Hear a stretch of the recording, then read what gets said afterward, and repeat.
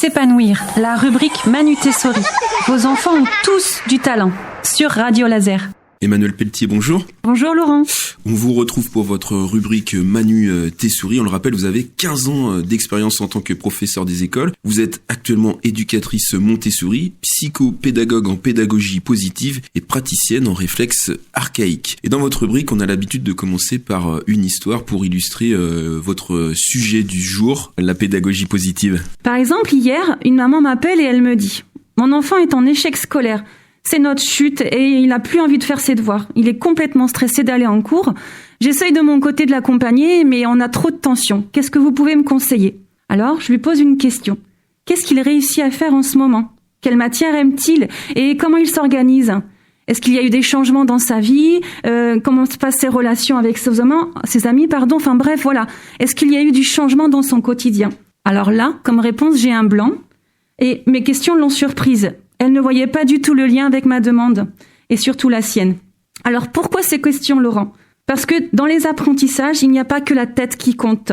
Nous avons alors échangé autour de la pédagogie positive toutes les deux, et des 3 piliers qui nous construisent tous. Et depuis, elle fait le lien entre ce que vit son enfant et ses résultats. Et alors, ça consiste en quoi justement, Emmanuel Pelletier, la pédagogie positive ? Sans le vouloir, on a tendance à mettre une pression sur nos enfants pour qu'ils réussissent à l'école et pour qu'ils aient de bonnes notes surtout. On veut savoir ce qu'ils font, où ils en sont, et on leur ajoute parfois des cours de soutien scolaire. Et en faisant cela, on pense vraiment bien faire en tant que parent. Et pourtant, pour beaucoup d'enfants, tout cela est contre-productif.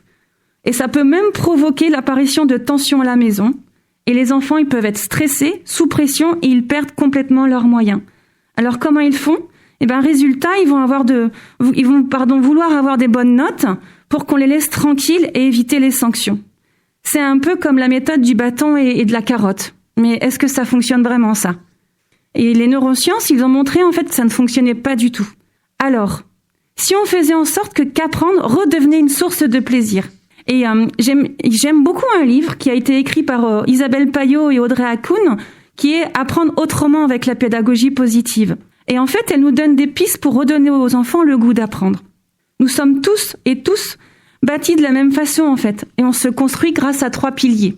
Alors, qu'est-ce que ces fameux 3 piliers, C'est la tête, c'est comment j'apprends à apprendre. Quelle est ma façon à moi de donner du sens à ce que je vois en classe ou avec mes collègues de bureau. Le deuxième, c'est le cœur. En fait, c'est comment j'accueille mes propres émotions. Est-ce que j'arrive à verbaliser mes besoins ? Est-ce que j'arrive à dire facilement mon opinion ou pas ? Et le 3e pilier, c'est le corps. C'est comment je prends soin de moi. Est-ce que je dors bien ? Est-ce que je mange bien ? Est-ce que j'arrive à me dépenser suffisamment pour retrouver un équilibre ? Je vais vous donner un exemple. Par exemple, prenez un tabouret à 3 pieds. S'il est bancal, on recherchera toujours son équilibre en étant assis dessus, au risque de se créer des tensions et de tomber. Alors que la question, c'est de regarder quel pied a besoin d'être consolidé. Et chez nous, c'est un peu pareil. Il ne suffit pas de se focaliser sur les apprentissages pour que notre enfant fasse des progrès. Il faut aussi regarder du côté émotionnel. Est-ce qu'il est stressé en ce moment ? Est-ce qu'il vit des choses inconfortables ? Et il faut aussi regarder du côté corporel. Est-ce qu'il mange bien ? Est-ce qu'il dort bien ? Combien de temps il passe devant les écrans ? Et est-ce qu'il se dépense suffisamment ? Emmanuel Pelletier, on le rappelle, éducatrice Montessori basée à Bru. Alors comment mettre en pratique cette pédagogie positive ? Alors ça serait comme faire une recette de bons gâteaux. Il faut à la base des bons ingrédients. Le premier, c'est leur force et leur réussite. Par exemple, ma fille, elle a des capacités, mais elle a tendance à baisser rapidement les bras dès qu'elle est face à quelque chose qu'elle n'arrive pas encore à faire. Alors comment je vais faire ? Je vais lui montrer en fait qu'elle est capable d'analyser la situation et de rebondir en s'appuyant sur ce qu'elle est déjà capable de faire. Et de prendre conscience qu'elle a déjà des capacités et qu'elle va pouvoir aller piocher dedans justement pour pallier cette difficulté-là. Ensuite, c'est de donner aux enfants un environnement favorable. Qu'est-ce que j'entends par là ? En fait, lorsque vient le temps des devoirs, ils ont tendance à se poser dans un coin de bureau ou éventuellement aller à la cuisine. Mais dans leur chambre, c'est pas forcément à chaque fois bien rangé. Donc, ils peuvent être vraiment captés par il y a mon jeu électronique ou il y a mes Barbies ou quoi que ce soit.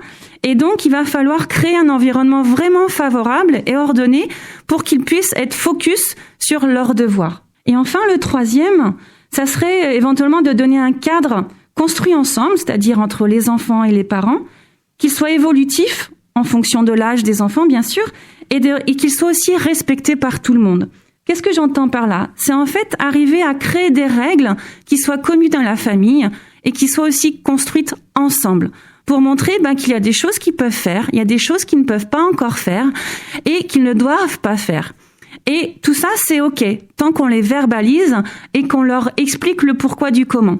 Et attention, il faut vraiment se tenir à ce qu'on dit, parce que le dicton « fais ce que je dis, pas ce que je fais », ils ont tendance à nous le remettre un petit peu en avant et c'est OK aussi. C'est clair. Alors, avant de se quitter, Emmanuelle Pelletier, concrètement, la pédagogie positive à mettre en place à court, moyen et long terme, avant de se quitter. Alors, qu'est-ce que ça peut avoir comme impact? En fait, ça a un super impact sur leur quotidien, mais aussi sur le nôtre. Et pas que d'un point de vue scolaire, c'est vraiment dans leur globalité.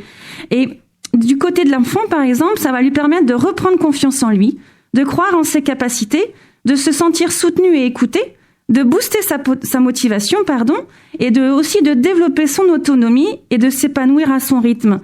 Mais surtout, c'est vraiment lui redonner goût aux apprentissages. Et du côté de l'adulte, ça va nous permettre de nous reconnecter à notre enfant pour mieux l'accompagner et de mieux comprendre ses besoins, mais aussi les nôtres. Et en conclusion, avant de se quitter, donc, Emmanuelle Pelletier? Alors, il y a une citation que j'aime beaucoup de Maria Montessori.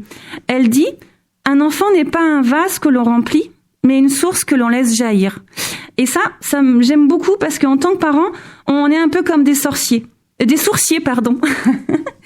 Nous cherchons des méthodes et des outils pour mieux accompagner nos enfants dans leur apprentissage, mais des fois ce n'est pas suffisant. Nous souhaitons qu'ils se sentent bien dans leur basket et ce, à tout moment de la journée. Donc cette pédagogie positive, elle permet quelque part de le faire. Donc à un moment donné, Laurent, j'ai parlé des 3 piliers de la pédagogie positive. Peut-être que certains d'entre vous se posent des questions. Eh bien écoutez, continuez à nous écouter parce que ça fera partie des prochaines chroniques. Donc la chronique est terminée et je vous invite à me suivre sur les réseaux sociaux.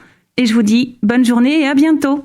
On mettra bien entendu les liens avec ce podcast sur le site internet www.radiolaser.fr. À très bientôt, Emmanuelle. Au revoir Laurent, bonne journée.